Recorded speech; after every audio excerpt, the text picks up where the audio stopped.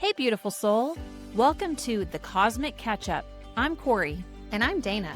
We're real-life sisters who said no thanks to the 9-to-5 grind and yes, please, to the stars, spirit, and soul-led living. Around here, we're talking ascension, astrology, human design, sound healing, and the messy magic of waking up. So if you've ever thought, there's got to be more than this, you're our people. Two sisters, deep talks, whole lot of magic. Let's catch up. Hey, Corri. Hi, Dana. Welcome back. Welcome back to The Cosmic Catch-Up. Something's different about you, Dana. I can't think of what that might be. I don't know. I know. You look so pretty. Thank you. For those listening and not watching, I have changed my hair color. Again, it's not small. It's not a subtle change. It's pretty drastic. It's dramatic. Yeah, it's lovely. Thank you. Whenever I do change my hair color, we don't baby step in. We go all in. Yeah. Mm-hmm. I feel like maybe you just wanted to look more like my twin. Oh, yes. Less. I aspire to be exactly like you. Mm-hmm. Mm-hmm. Well, we're always asked if we're twins, and now people are not going to be able to tell us apart. No, which is odd to me because, we can tell that we look different. So if I put my glasses on, our family and friends can tell that we're different people. Sometimes. It's just strangers. But here we are. Yeah. Okay. Yeah. Anyway, well, we won't spend a lot of time on that. No need to really dive deep into it. So, what do we want to talk about today? I want to talk about money, honey. I love money. I love money, and money loves me. It's a good mantra. It is. It is. Yeah, I think with all we're seeing a lot of headlines about the financial system and gold and silver, and it's been interesting to watch, I think, from our perspective and how we feel about things. And we will just remind everyone, we are not financial advisors or planners. No. We are not making recommendations on what to do with your money. We are just sharing some thoughts that we had, along with some of the research that we've seen and what's going on. Yeah, I think it's about making a connection between what's happening in the outer world to what is happening more from a spiritual perspective, and taking that view and that lens to it to help us all kind of manage through these what feels like uncertain times. Sure. But I think they're more certain than we think.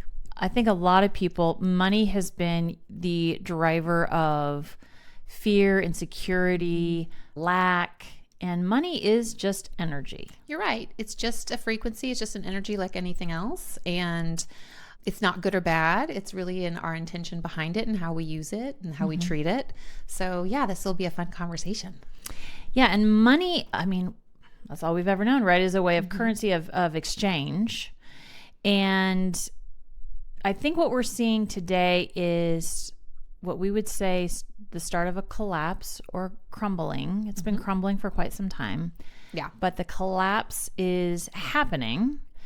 And when we think about, we're just going to talk about the dollar, because I don't want to get into other countries' forms of currency. Yeah, no, I'm not educated enough on that. We don't know enough about that, so to speak. But you could do your research out there, and we encourage you because it's happening. It's happening across the globe. But the dollar really has been used as part of the debt slavery system. Would you agree? Yeah, I think it's a global. I mean, we're not going to talk specifics on countries, but I think it's a global debt slavery system. And when you really start to think about the concept of money, it's really weird. Like, again, humans being the only species to pay to live on this planet. And that, again, I think it's been used as a means of control. So if you are, brought up in a school system that teaches you how to be like a good employee and factory worker and whatnot, and you spend all of your time like trying to earn this energy of money, save it. People are living, paycheck to paycheck, if even at all. And in worse situations, and the goal is to have this money because it, for whatever reasons, it's a weird concept. It's interesting you say that. We won't go too far down the rabbit hole, but when you think about, we have to pay for water, which is a natural resource. We have to pay for electricity. We actually have to pay if you own a house, which you don't really own it because you're paying taxes on it every year. Yeah. Strange. Like the whole system is set up against humanity, yeah, against people. This idea of, and it's been talked about many times on social media, and I love the people that make these points, but this idea of like you work 40 years of your life or more at a job that you may or may not even like to save enough money to then retire at some point when you're too old to enjoy your life. Absolutely. Like that's effed up. Yep. Well, and you also think about, so in the United States, you hear a lot about the central bank, and everyone thinks, or the Fed, and it's like, oh, well, that's part of our government. No, it's not. The Fed is a privately owned company that we borrow money from, and it's like, well, how do they have all this money, right? So, like, where does it come? I mean, we talk about, like, especially in the U.S. with the fiat system that we're currently on, we just print money. Yeah. It's made up. Yeah. And then we talk about the debt that the U.S. is in, or the debt that countries around the world. Like, I think every country has some level of debt, right? Who exactly are we owing this money to? Right. Who is supposed to collect collecting the money? Debt. It's just being passed around and shared, and we're trillions in debt. it's made up. It's made up. With who? Made up numbers. To whom do we owe this money, and why haven't they, like, called in the debt, right? Right. Like, it's so bizarre and, like, this wildly crazy concept. And then you break it down from the government perspective of what is owed to the individual. Like, okay, I owe, like, whatever debt I have, or credit card debt or whatever. Somebody's going to come after me when the government owes trillions and trillions of dollars, and I might, be missing a few thousand. Like, that's weird. And they come after us to help pay. Right. Like, for that. It doesn't make any sense. Someone else is spending. We just are trying to raise awareness to the ridiculousness of this system and how it can't go on much longer. Well, every dollar that's created is essentially debt. So the more you create, the more debt you have. And since 1971, which is when was the end of the gold standard, the US dollar has lost over 95% of its purchasing power. It's not worth anything. It's not worth the paper it's printed on. That's correct. So it's interesting. The Federal Reserve, again, not sure where it got its name. It's not federal. It does not have any reserves. So that's a falsehood. And again, our entire system requires perpetual borrowing to survive. The credit cards, I mean, think about how people max out credit cards to pay. Well, and we've gotten into a society that loves to spend too. And advertising and marketing have certainly played their part in convincing people they can't live without something. Again, it's that way of distracting us. Yeah. All of this is distracting us. Everything in our matrixy system has been built to distract us from what's truly real and what really matters, and what do we actually need. So the whole consumerism of it all. Yep. This idea that you need things to be happy, or some people use it as a method of self-soothing, right? And managing stress. I did. They buy stuff because it's kind of hitting those dopamine centers in the brain. So like, we just have all this stuff. Yeah. That we don't need, don't really want, pay money for. Why? However, we're starting to see that this is crumbling. Yeah, and it has been for a while. The system cannot sustain itself. It's been on life support, I think, for quite some time. And I think you're seeing that, and inflation is this nasty thing that, again, keeps us still in lack, and you're damned if you do and damned if you don't. So if the interest rate goes up, that causes havoc. If the interest rate goes down, it is the further collapse of the system. I mean, they say that, but also, what's so great about our economy? Well, but this is the perception, right? This is the 3D perception that they want to portray. Again, causing fear. Correct. And really, they're out of tools and ideas. So we're starting to see that, and I don't know if anyone pays attention. I don't know if a lot of people do, because gold and silver, again, has been left behind, not thought about or talked about for quite some time. And I think it was in 2021 we decided, because if you look at gold and silver, anytime the dollar goes down, gold and silver typically go up. So it's one of these games, right? Versus the dollar should be backed by gold and silver, which it was. It used to be. At one point, right? So everything, the value would always increase. Well, that didn't work for a debt slavery system. So when you start to see the dollar go down, you should see gold and silver start to rise. And we did see that. And we've started seeing that really pretty significantly. So we ended up getting into some gold and silver in 2021 because we wanted to diversify. Yes. have a lot of different tangible assets. Yep. You know, and we knew that they were always going to hold value. yes. Yeah. So what we have seen, I think gold in 2021 was around $2,200. It is now over $5,000. Silver was at 17. This year, we saw it go up as high as $117. Record highs. Record highs. It's now, I think, around 80. But what we're seeing is an intentional suppression of silver. Silver is a finite commodity, and it's used in a lot of things. So it's used in technology, and so there's only so much silver. So when that goes up, like that it's going to be significant and hard to come by. Well, what we're hearing is that banks are intentionally suppressing that because of, and I don't know all the details, but there's like derivatives, and basically you're hedging bets on it. And if people call you on those bets, call the bank on these bets, they don't have the money to cover it. There's nothing backing it up. So that would cause these banks to go bankrupt. So they are intentionally suppressing those silver, or they're trying to get people to sell so that they have the money to back it up. So again, I don't know all the details, but just hearing bits and pieces there. But the more that we see that go up, to me, the closer we get to the official collapse of the dollar. Yeah. Which to me is exciting. I'm ready for it. Burn it all down. Yeah.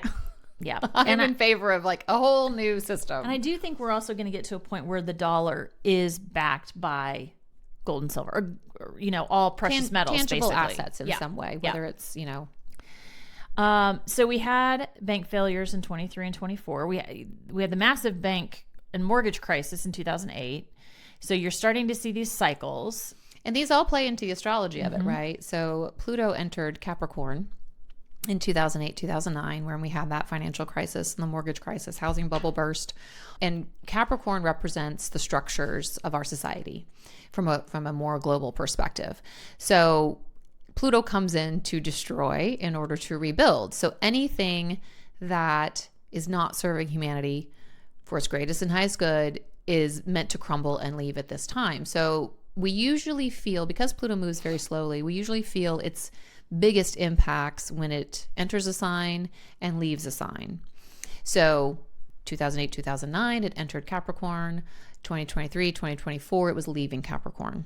And now, we have it in Aquarius. So there's other ties to the Aquarian energy that Pluto is moving through right now, and will be moving through until 2044, where we'll see another big surge of radical change in Aquarius areas of life. So we're seeing this now. These systems can no longer be supported if they really aren't helping out humanity, which we know our financial system is not helping humanity in any way, shape, or form. And as a side note, what's also interesting is I'm seeing that there are a lot of companies going bankrupt. I think there were 18 in the past 3 weeks that have gone bankrupt. Wow. I think we'll continue to see more. I think we'll also start to see more banks going under. That's right. I just think there's a lot of change on the horizon. So again, not financial advice, but if you have the ability to diversify, I don't think you're going to lose your money. Yeah, no, this isn't a conversation to spark fear, but it's really to spark hope, because there is a new system that's being built, is ready. I think it's behind the scenes already done. Flip over behind the scenes that really is meant to be for humanity's benefit. So from that perspective, I am advocating that, the sooner we can collapse the current system, the sooner we can get to a new system that helps people out. That, when we talk about trillions of dollars in debt, that's such a wild and made up number.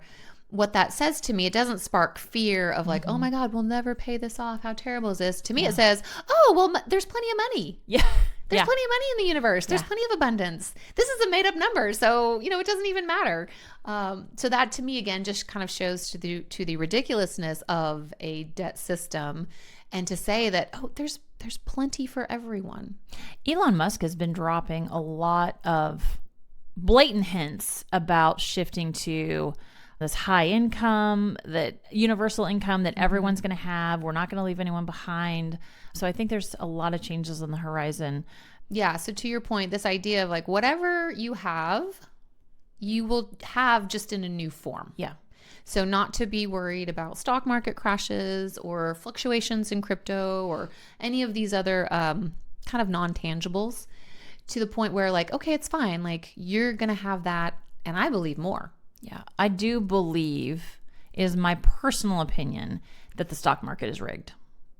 And we see that For sure. by how much money politicians are making off the stock market. And It's a corrupt system. it is absolutely corrupt. And so, but I do think for many people, they have their money in 401ks in the stock market. I still think that money will exist, but it will take on a new form. To your point, as we've talked about, we've heard it called the quantum financial system. It is different than CBDCs. And so again, what's a CBDC? This is not to get people afraid, but the CBDCs are central bank digital currencies. And so the quantum financial system, I believe, will be digital currency, but it will not be controlled by the central bank. That again, that's more control. Anytime I hear centralized, I'm like, ooh, bad word. Yeah, that's bad. We want things decentralized. Decentralization, which is what we are moving into. Yeah. Aquarian energy, where Pluto is now, in Aquarius, and we're in this age of Aquarius, is about decentralization. It's about putting the power back in the hands of the people, not in the hands of a few. So, yeah, I mean, they can talk ad nauseum out in the news or in the public about these centralized systems, but that is not where we're going. Yeah. And that leads a little bit into crypto. And I know the majority of the populations, I would say the world populations, are not necessarily interested in crypto's been around. I don't even remember when Bitcoin started, but I feel like it's been around for like 20 years. I still remember when people were talking about it, and I'm like, what's that? That's dumb. And here we are, crypto. I think Bitcoin's around 83,000 per Bitcoin. But what's interesting about that is Bitcoin has come out in the Epstein files. Right. And sounds like it was used for not good. So we'll see how long Bitcoin, but I do believe that there are cryptocurrencies that will take shape and form within the digital currency environment. In a new quantum financial system. Yeah. Yes. What is good about them is the transparency. Yeah. And the decentralization. The decentralization of it. There are some benefits to it. But yes, so I don't think we need to be afraid of crypto in any way, shape, or form. But if you decide to invest in those assets, then you should probably do a lot of research on it. Yeah. Know what you're getting into. Yeah, absolutely. For sure. Because there's a lot to learn. But I do think this is a prime time to be getting into crypto if you haven't already, because they will begin to take off at some point, and they will be worth, I think, a lot. And again, not a financial advisor, but I do know a lot of people in the spiritual community talk about it. But you have to decide if it's right for you or not. But again, we've diversified. We have stocks, we have cash, we have gold and silver, we have crypto. It's like, let's get into all of it. What we don't have is land yet. But yeah, this idea of do what feels right to you, what feels good and safe for you when it comes to your finances. But again, do it with love, not with fear. Yeah. And anytime, and I think that's actually really good advice. So anytime you have to pay a bill, say you give with love, unknown expenses come up, give with love, because again, energy, that frequency, you want that frequency to come back to you. Yeah. So when I pay my property taxes every year, I pay them online, but in the act of doing that, I set the intention that this is going to come back to me 10 times over. Yeah. Like if I have to do this to be surviving in this system right now that I don't agree with, then it's going to come back to me in a positive way. Yeah. So one of the things that we've heard a lot of people talking about is called the Strawman. I don't know how many of you have heard of the Strawman. Most of the people I talked to actually haven't. And it was a little bit of a foreign concept, but there have been books written about it, and you can find a lot of it on the interwebs. You can. But it's really interesting, and it's a little more complex than I thought it to be. Yeah, it is a little bit hard to understand, but I think the idea, so correct me if I'm wrong, and again, y'all look this up too, but this idea of that when you were born and given a birth certificate. Correct. The issuance of a birth certificate with a number on it. With a number on it is basically like you're being you're a stock. You're a stock. You're being traded on the stock market. So there is an account in your name as like you've become a corporation. You're not an individual sovereign anymore. This idea that, go ahead. Well, I wanted to say that's correct. And also you'll notice when your corporation is identified, it's in all caps. That's how you know your name is in all caps on your driver's license, on your passport. So any public document. So that's the corporation of you, not the individual sovereign being of you. Correct. And that's how they get you in all the things. And you don't even know what's happening. But there's this idea, though, over the years you've been traded on, and so there is an account full of money. So when you think you're borrowing money from a bank, whether that's for a home loan or a car loan or anything else, the bank isn't paying anything. They're taking it out of an account that's already in your name. You just have no idea that it's there. And then you're paying the bank interest and then you're paying on your own money. On your own money. Yeah, you're paying it back on your own money. So again, this is how they're basically controlling us. So through this concept, though, what is very exciting to me and what we're seeing more now is, one, the idea of, the universal income. That's being seated in the consciousness to say, can people wrap their heads around this? Can they be open to receiving money in some way? Just for existing. Because we've had to pay and earn our existence in this life. To this idea of flipping it to say, oh, I get paid just for being here, just for being alive, just for signing up to come and raise the consciousness of this planet. You're going to receive some kind of income. So they're testing the waters. And so the more I see that, whether it's Elon Musk or the Trump administration or whoever's dropping hints around it, I love this, because to me that means it's close. Now they've also just issued, the administration has just issued for babies born, was it January of 2026 or January 2025? I think so. Through, I think, December 31st, 2028. The government's going to put in the stock market, quote unquote, $1,000. And then family members can contribute, can continue contributing for each baby born. So to me, that's they're telling us about this Strawman account that's already being run behind the scenes, but now they're publicly telling us about it, that you can actively choose to participate in. So to me, again, that's another really good sign, because again, they're just trying to seed consciousness with these ideas and concepts to help us wrap our brains around it so that we are ready to receive when they flip that switch. Yeah, I think that's a great point. There's a really good song. We'll have to put it in the show notes. It's called Paid to Exist. And I love it. It's a great manifestation song. And so I think if everyone can start to prepare their nervous systems for this idea of just receiving money just because you exist, I think it can bring about change a lot faster. And to do that, I think language is a really important part of everything, right? If you talk, whether you're talking manifestation or other things, words create spells. So I have tried to, and I'm still practicing it, still working on it, this idea of eradicating or eliminating the phrase earn money. I make money, I create money. I don't earn money. There's nothing I need to do in that sense of hustle or work or effort. I am paid to exist, like that song says. It's nothing that I have to do to receive it in that way. So just trying to flip the script a little bit to change your brain, change that programming so that I can be ready to receive. Yeah, money is going to respond to frequency. And so if you are in a frequency of fear and lack and want, you're going to continue to feel that. I think if you can start shifting that mindset to believing that money comes easily and naturally, it's available when you need it, you're starting to match the frequency, and then all of a sudden things just start showing up. And I think we're both trying that and practicing it's an active practice, because again, we've been conditioned our whole lives, but also the many lifetimes we've incarnated on Earth prior to this lifetime. Yeah. And then you add in ancestral programming. So there's a lot of deconditioning and unprogramming that we're having to do. So it is a practice.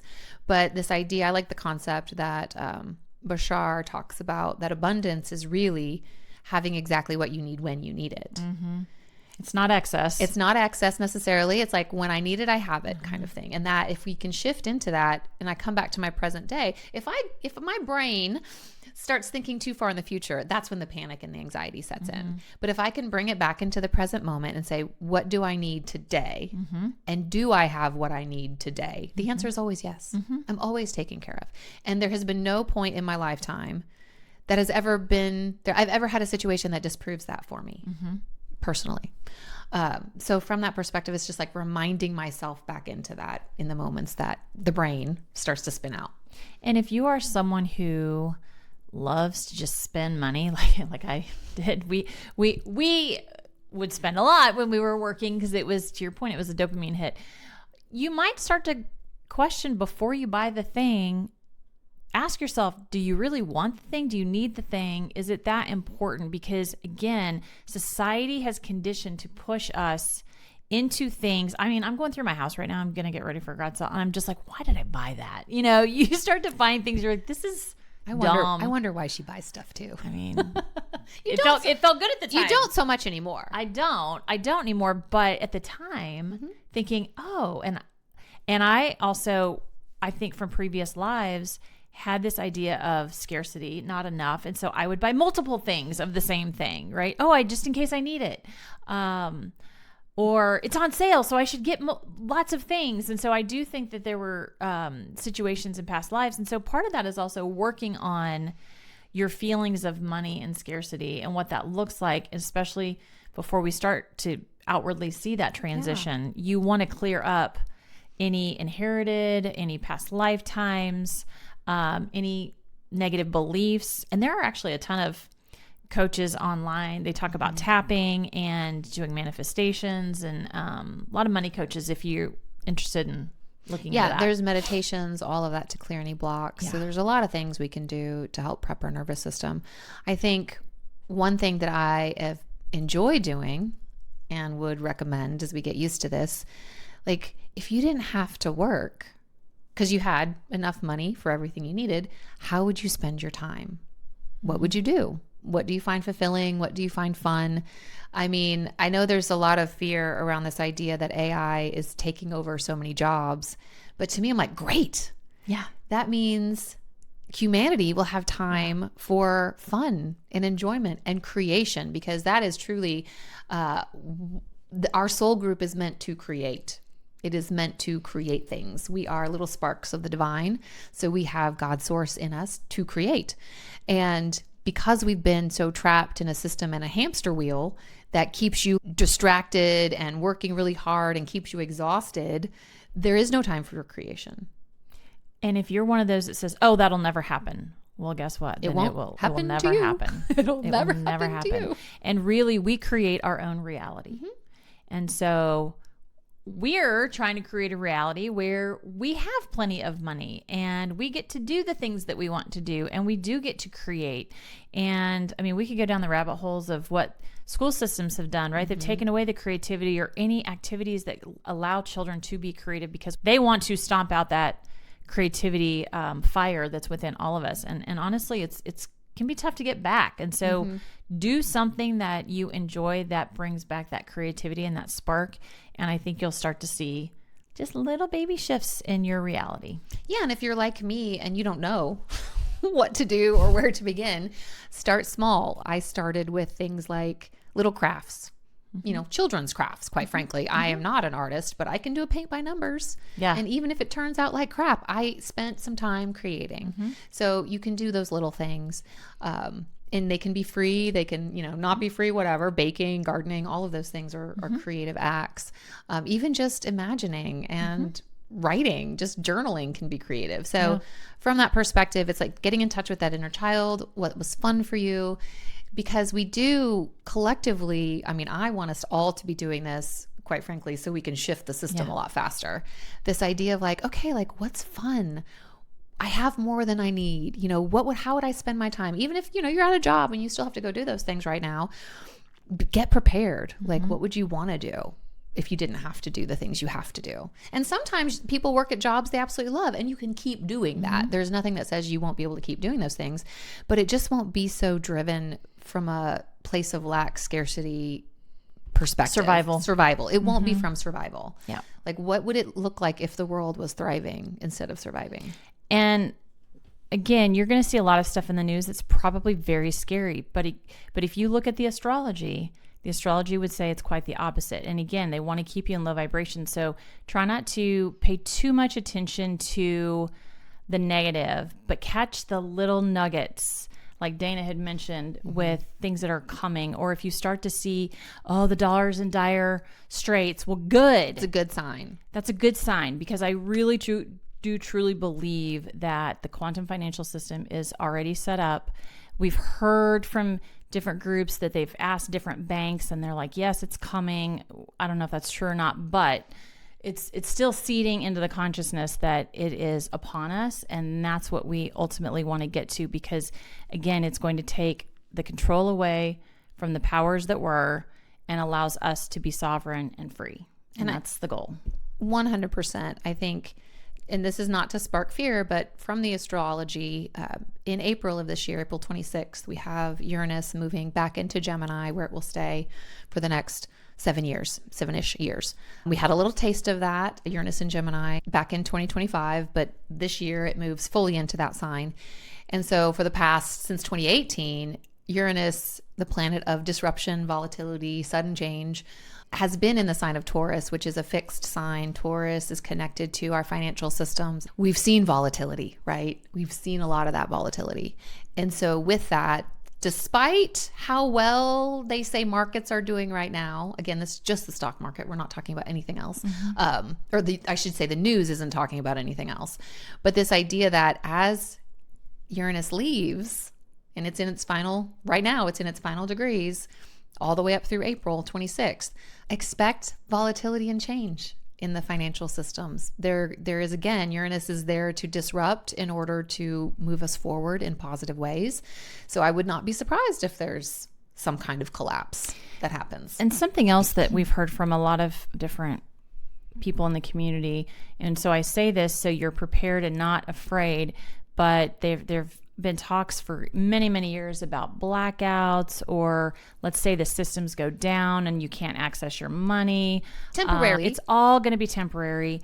It has been recommended you have, a couple $100 at home if you can. So let's say you need some milk or eggs, you can go to the store. If there's a system-wide blackout, whether it's through banks or electronic systems or whatever it is, and you need cash, it has always been recommended just to have a little bit at home just in case. And have a little extra of your favorite foods around.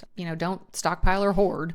But because again, that's a negative energy that you're putting out there. But the idea of like, okay, well, so if there's a few days where systems are crazy, I don't have to leave my house if I don't really want to. Because at the end of the day, in my opinion, they are going to have to shut down to turn the new system on. I don't know that both will be running, because what's going to happen is it has to fully collapse before we can flip the switch on the other. And so there is going to be a time. We don't know what that time looks like and how long it's going to be, but just be ready just in case. Yeah, I'm not going to predict when, but it definitely feels close.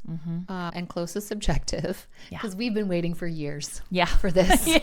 So really, really hopeful that it's not so many years away. And again, I'm just going to reiterate, let's all get together and start thinking happy, positive thoughts about how wonderful the world is when everybody has more than enough. And we're talking about all of your survival foundational needs met in some way, shape, or form. And then if you want more than that, that's when you work, you do a job, you do some kind of exchange for that additional energy currency. And again, this is, I believe at some point, maybe in my lifetime, maybe not, that money won't even be a thing anymore. It won't even be a thing. And it depends on how long our lifetimes become. Exactly. It depends on how long we actually live for. We'll see. But I want us all to remember that there is no scarcity and lack. There's more than enough on this planet that everyone can have a safe place to live, have good, clean food and water, and have, clothing on their back, all of those foundational needs met. How exciting of a time to be alive, to actually witness this, because again, we've all spent many lifetimes not having this and being in this debt system, and so to finally see it end is so exciting. It's super cool. So this was our little message of hope, and to get everybody on the bandwagon with us so that we can create this new system and get it going. So let's pull our card for today, and then we'll call it good. This is again the Soul Truth Self-Awareness card deck. Love it. Let's see what we got here. What do we have for today? Let's pull in here. All right. Well, how appropriate. Am I focused on what I want most? One reason so few of us achieve what we truly want is that we never direct our focus. We never concentrate our power. Most people dabble their way through life, never deciding to master anything in particular. That's by Tony Robbins. By the way, that sounds Just like what we're talking about. Exactly. Think about how you want to spend your time. What do you want your life to look like? So what you focus on grows. Today, ask yourself, is my life a reflection of my values, or do I need to make adjustments? Prioritize. I love it. My priority is fun. Yeah, absolutely. If I'm going to be here, I'm going to enjoy it. Well, thanks for joining us on this episode of the Cosmic Catch-Up. We'll see you next time. Bye. Thanks for catching up with us on the Cosmic Catch-Up. If today's episode sparked something in your soul, hit subscribe, leave a review, and share the magic with your fellow seekers. You can hang with us on Instagram at the Cosmic Catch-Up for behind-the-scenes updates and more cosmic goodness. And if you're feeling the call to go deeper, we offer personal guidance through our individual practices. All the details are in the show notes. And if it's aligned, we trust you'll feel it. Until next time, keep following the magic.